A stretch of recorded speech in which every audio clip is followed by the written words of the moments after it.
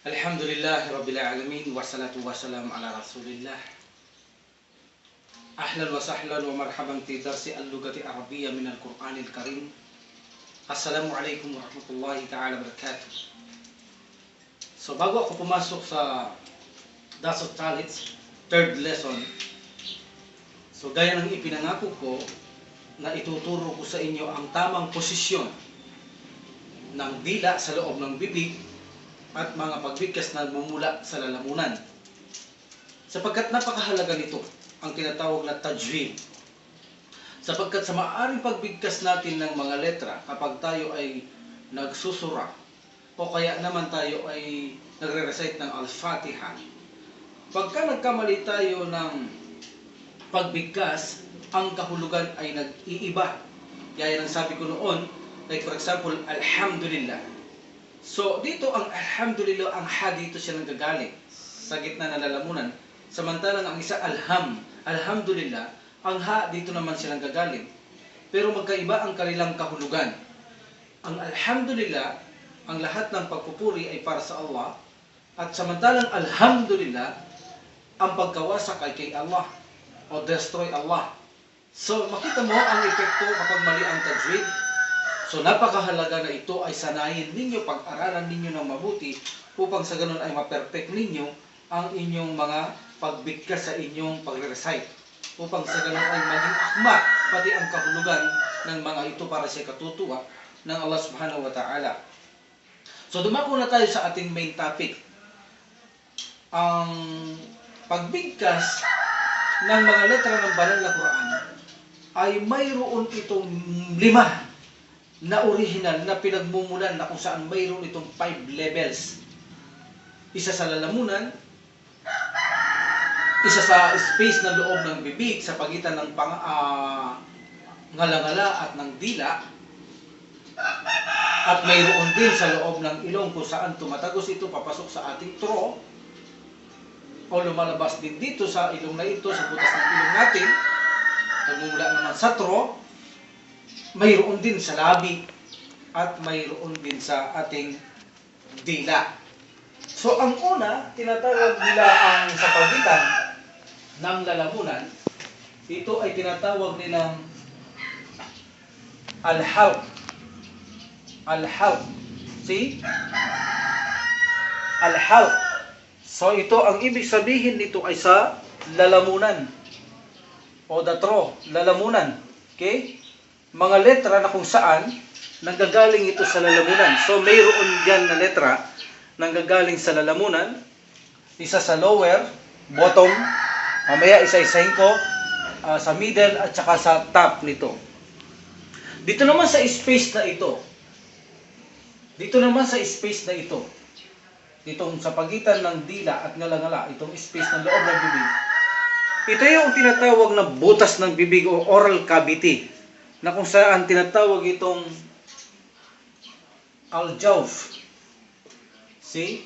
Tinatawag yan na al-jawf, oral cavity, sa pagitan ng dila at ating mga ngala-ngala. So, ang tawag sa kanya ay al-jawf, or oral cavity, or butas ng bibig. Mayroon din nagmumula dito sa butas ng ating ilong, kung saan minsan dito ay lumalabas mula sa throat, mula sa lalamunan ay palabas siya diyan, nagbibigay siya ng sounds. Na kung saan ito ay tinatawag naman ito ng al-khayshum. Al-khayshum. So ang tawag sa kanya ay al-khayshum. See? Al-khayshum. Yan ang tawag sa kanya. At dito naman sa dalawang labi na ito ay mayroon ding letra na ginagamit dyan na ang tawag naman sa kanya ay asyapatay. Asyapatani. Okay? Asyapatani. Okay? Asyapatan. Okay? Asyafatan. Asyafatan. Okay? Ito ay gamit sa dalawang labi at ang panghuli ay ang dila, na kung saan ito naman ay tinatawag na al-lisan. Al-lisan. See? alisan. Okay? So, ito ang 5 pinagmumulan ng ating mga binibigkas na letra. Either na mayroon sa lalamunan, mayroon lumalabas sa butas ng ilong, mayroon sa loob ng bibig, mayroon sa dalawang labi, at mayroon nang gagaling naman sa dila. Ito yung mga ginagamit. 5 ginagamit sa ilong, sa loob ng bibig, ang dila, ang labi, ang ating lalamunan. So this is the sound originate forms that we have 5 levels. Iyan ang pinagmumulan ng mga tunog. Ang 5 yaan. Isang sa lalamunan, sa loob ng bibig, sa pagitan ng dila at ng ngalangala, kung saan mayroon din sa butas ng ilong na lumalabas ang sounds, mayroong ginagamit natin ang ating labi at ang ating dila. See? Okay. So alam na natin ngayon kung saan nanggagaling ang mga letra, kung anong mga ginagamit natin. Lalamunan, sa pagitan ng ngalangala at dila, ang ilong, ang labi at ang dila. So now tumako tayo sa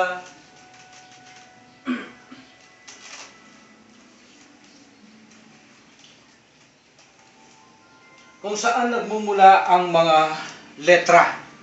See? Kung saan nagmumula ang mga letra. So ito ang middle throw. Ibig sabihin nito, ito naman ang top ng lalamunan at ito ang sa ilalim ng lalamunan. See? Top, taas ng lalamunan, gitna, or middle at bottom, ilalim. See? Mayroong letra na nanggagaling dyan. Mayroong letra na kung saan nanggagaling dyan, no? Okay. So, dito naman ito ang tinatawag na malambot na paleta. Malambot na paleta na sa likod dito ng lalamunan. Ang tawag sa kanya ay malambot na paleta. Mayroon ding letra na kung saan manggagaling dyan. See? At dito naman, ang matigas na kung saan ito ang matigas. Yung paliko natin sa ngalangala. See? Ito ang straight na ngalangala at ito'y paliko. Ang tinatawag dyan ay ang matigas na paleta. Matigas na paleta.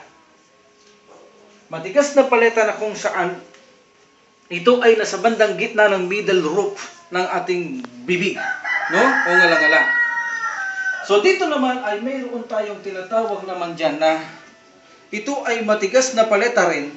Matigas, no? Ito ay nasa bandang gitna. Bandang gitna. Ito ay nasa bandang harapan. Ito ay matigas na paleta rin. Tigas na paleta. May mga letra na kung saan nanggagaling dyan sa ngalangala na yan, sa matigas na paleta, ngunit sa bandang harapan. Sa banda itong harapan. No? Okay. At mayroon ding nanggagaling kung saan binibigkas natin mula sa ngipin na ito, sa itaas ng ngipin, at ang gums na ito, nasa pagitan ng ngipin at gums na ito, mayroong letra dyan na binibigkas natin. See? Ibig sabihin, matigas din itong paleta. No? Matigas din itong paleta. Ngunit, ito ay magkadugtong. Join, magkadugtong ang upper teeth natin at ang gums. Magkadugtong ang gums na ito at ang teeth. Dito mo tilalagay ang dila mo. See? Magkadugtong sila. Join dito ang dulo ng ngipin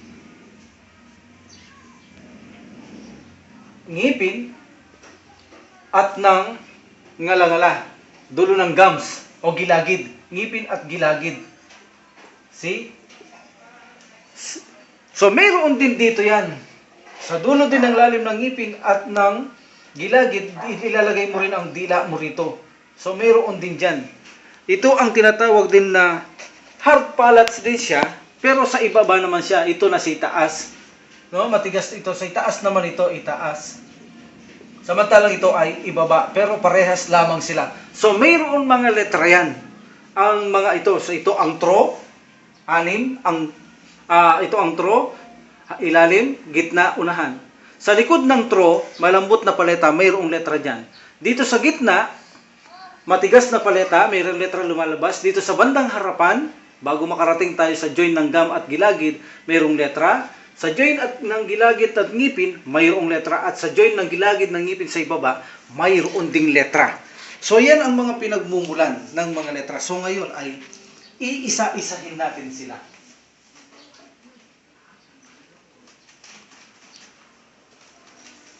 So mas mainam na ito ay isulat ninyo sapagkat napakahalaga na masubaybayan nyo ang aking mga sinasabi. Okay? So mainam na isulat nyo. Kung maisusulat nyo sila o ma-drawing nyo rin ito, ay i-drawing nyo na rin ito. Okay?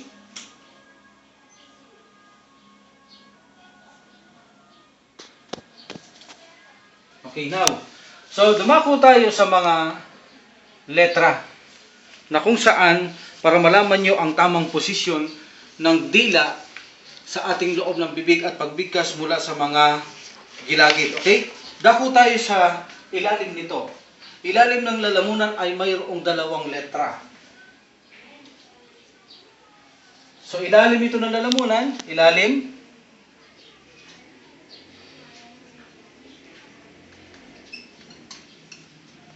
hamsa at saka ha. See? So, ang pagbigkas sa hamsa ay dito. At saka yung ha. Matigas na ha. Iba yung ha, iba yung ha. So, makikita nyo sa Badal Quran kapag nakikita nyo ganyan, ibig sabihin ang bigkas niya ay hamsa.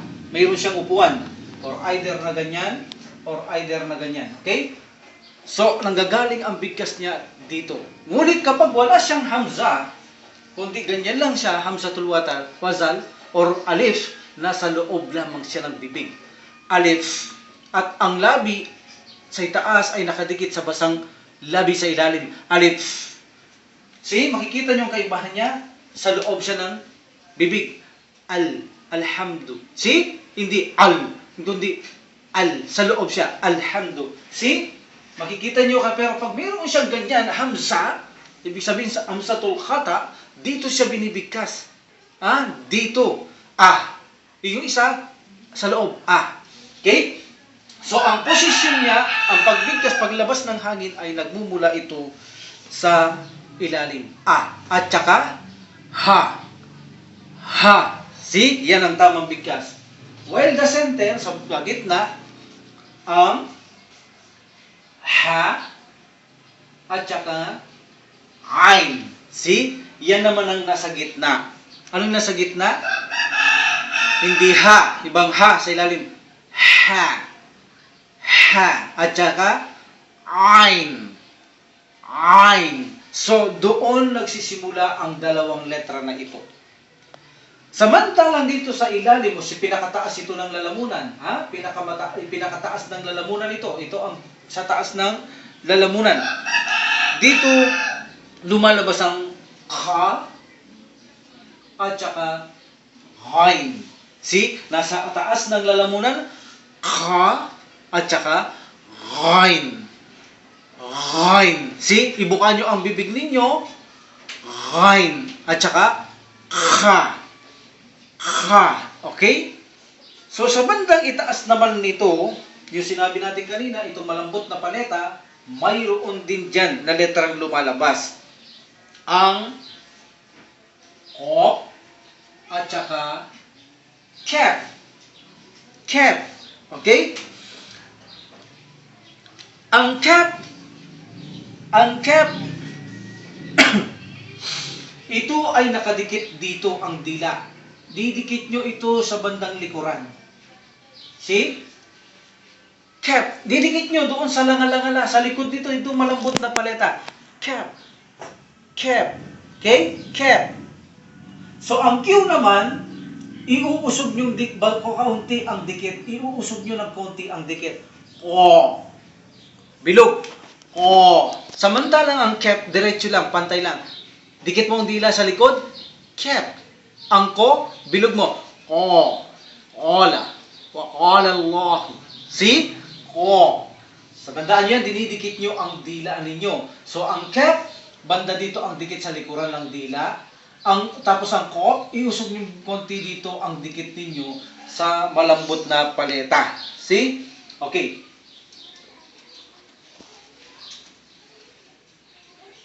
So, dumako naman tayo sa gitna nito. Ito. Okay? Dadako naman tayo dyan. Kung saan mayroong letra dyan na tatlo. Yes, tatlo. Sa gitna. Ang ya, ang jim, at saka shin. Okay? Itong ya na ito, ididikit nyo ito in the center. Ya. Dikit ang dila sa taas. Pantay lang. Ya. Yan, nakadikit. Bago mo bigkasin, dikit mo muna. Ya. Ya. Ang center ng dila na ito ay nakadikit doon. Ya. See? Samantalang ang jim, iusog mo lang konti ang dikit nito. Kung ito ang ya dito nakadikit, iusog mo lang konti dito ang jim. Jim. Jim. Dikit muna bago bigkas. Jim. At ang shin, iusog nyo ng konti pa rito. Pausog. Shin. Shin. Okay? Tingnan nyo yung bibig ko. Dikit ang dila. Shin. Okay? Shin. So, ito ang kanilang pagbigkas. See? Pausog sila. Sa sentro, sa gitna ng dila, na dinidikit nyo ang dilang ito. Idinidikit nyo siya dyan. Okay? Idinidikit nyo sa ngala-ngala. Okay. Next. Dito sa bandang, bago kayo makarating sa join ng gilagid at ngipin, mayroon din dito. See? Sa harapan. Mayroon din letra dito. Kung saan ito yung letra na nakalagay dito, yung ra, lam, at saka nun. See? Ra, lam, at saka nun. Ra, lam, at saka nun. Ang dikit sa ra, kung paano nyo nakita ang tatlong ito, mayroon din silang pausog. Ang ra ay dito, ang lam dito, at ang nun dito. See? Ito ang nun, ito ang ra, ang lam. See? Okay. So, ibig sabihin, mas maatras ang ra. Pero sa bandang harapan na, ra, idikit nyo, itusok nyo itong dila na ito. Itutusok nyo ang dila na yaan. See? Ibig sabihin, hindi nyo ipapantay ang dila, kundi itutusok nyo ang dila nyo sa pesto dyan. Ra, lam, nun. So, pausog. Ang ra, medyo maatras ng konti dito sa harapan ng gilagi, ng ngala-ngala. Ra. Then, abanting konti. La. Then, abanting konti. Nun. See? So, bago kayo makarating, ang nun bago makarating sa pagitan ng dulo ng ngipin at gilagid. So, tatlong letter yan. Dito naman sa gitna ng gilagid, sa pagitan ng ngipin na dulo at saka gilagid, ang joint nito, dito nyo itutusok ngayon ang inyong dila naman. Dito, yan. Itutusok nyo dyan ang inyong dila mismo doon sa gilagid at ngipin. Doon nakatusok. Ang binibigkas nating letter dito ay ang tsa at saka da. Ang tsa at saka da, ang tsa at saka da ay same. Same ang pwesto nila. Itusok nyo, tsa. Nakadiretso. Nakadiretso ang dila. Tsa. Si at saka da. While the to, itaas nyo konti itong sa likuran ng dila habang nakadikit doon. Itaas nyo to. Ididikit nyo ng konti ang dila sa likuran. To. So matigas siya, hindi siya katulad ng da at saka sa, nakatusok yung dila sa gilagid at dulo ng ngipin. Sa, da. Samantalang ang to, ididikit nyo kaunti sa likuran ng dila at saka nakatusok sa gilagid at dulo ng ngipin. To. To. So malutong ang to. Malutong ang to kaysa sa sa. Ito, same ito. Ito ay malutong. See? Okay, now, mayroon din sa labi. Mayroon din sa labi ang, itong labi. Ipinagdidikit mo ito sa pamamagitan ng bigkas ng ba at saka ma. Ba at saka ma. Ang ba, ang pagbigkas niya ay magkadikit ang basang labi. Sa loob, ba. Ipinagdidikit nyo ang basang labi sa taas at loob, ba. Samantalang ang mim, magkadikit ang tuyong labi sa itaas at sa ibaba. Mim. Mim. Sabi, ba, ba. See? At ang waw, sa labi din ito ang waw, ngunit hindi nagdidikit ang labi. Hindi siya nagdidikit, kundi makikita mo nakasiwang. See? Wow. See? Hindi magkadikit, kundi dito sila magkadikit. See? Wow. Ang ba sa loob ng basang labi, ba. Ang mim sa labas ng tuyong labi, mim. Samantalang ang wow hindi nagdidikit. Wow. See? Wow. Okay. So ito ang nasa labi naman. So dito naman sa join ng ilalim na ito, ng gilagid at dulo ng ngipin, dito naman binibigkas natin ang, meron pa.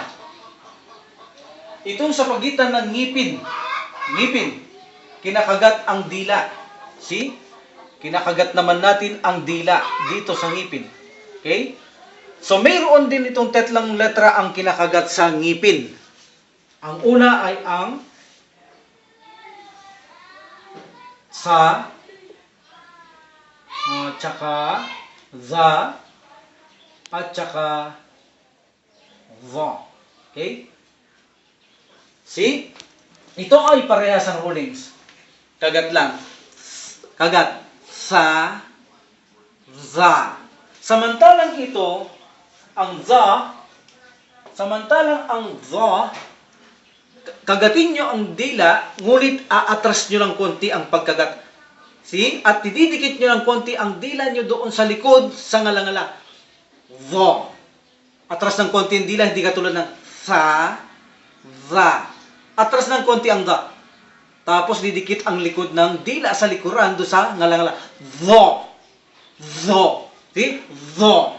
Okay? Ito naman ang galing sa pagkagat ng dila sa mga pagitan ng ngipin. Now, dumako tayo sa gilagid at dulo ng ngipin. Ang letra na binibigkas dito ay ang sod, at saka sin, at saka zay. See? Sin, zay. So, itusok nyo sa ilalim ang dila. Itutusok nyo dito ang dila naman. Dito, yan. Ang dulo ng dila, dito nyo ngayon itutusok siya. Okay? Dito nyo ngayon itutusok sa pagitan ng ngipin na dulo at ng gilagid. So, ilagay nyo. Sin. See? Itusok nyo ha. Sin. Tapos, zay. Zay. Parehas ang dating nila. Sin, zay. Samantala ang sad ay pabilog din. Ididikit nyo rin ang ngala-ngala doon sa bandang likuran. Sod. See? Matigas siya, hindi sa zay. Sin, simple. Pero pag dito, sa sod, ididikit nyo lang konti itong dila nyo sa likuran. Sod. Sod. See? Yan ang letra dito sa gilagid at dulo ng ngipin sa ilalim. Dahil ididikit nyo, itutusok nyo ang inyong dila. Sa gitna naman dito sa pisngi, ang do. Do. See? Itong gilid ng dila ninyo, gilid ng dila, itutusok nyo doon sa ngipin sa itaas sa kaliwa. Itong gilid ng dila, hindi dulo ng dila, gilid ng dila. Ididikit nyo sa ngipin sa itaas, sa ilalim ng ngipin sa kaliwa. Pagdikit nyo, tsaka nyo bigkasin. Bo. Makikita nyo lolobo ito. Bo. Bo. See, nakadikit ang gilid ng dila sa ngipin sa itaas, sa ilalim ng ngipin sa itaas, then tsaka nyo bigkasin. Bo. Lolobo ito. Iba ang da, iba ang zal, iba ang bo.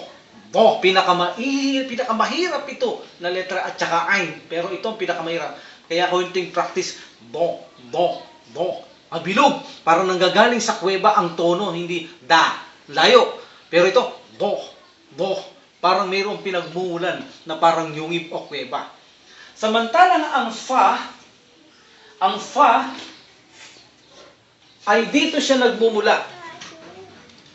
Ang fa.